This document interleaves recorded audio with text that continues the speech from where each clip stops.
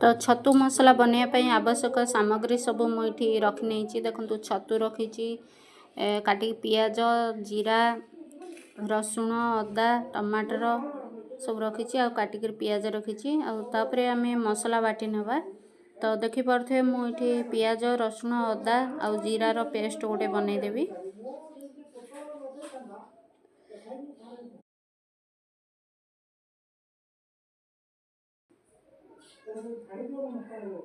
तो चलतु प्रस्तुत करिया। प्रथमे आम छतु टी भाजी नेबा। तो छतु भल भाव भाजी नवा लुण हल्दी पकई भाजी नवा।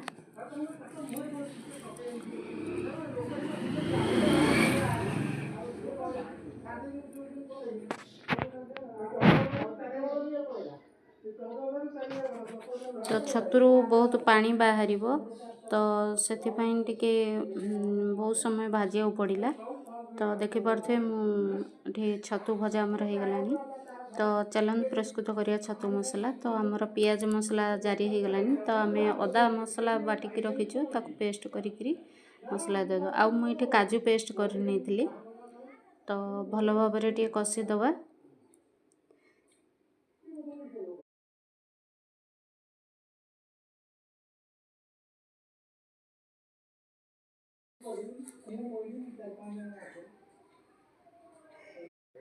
मसलाटी आमर भल भाव कषि आसलानी। आम भाजी रखि आलू आउ छतु को देकरी भल भाव आउ टिके कषि नेबा।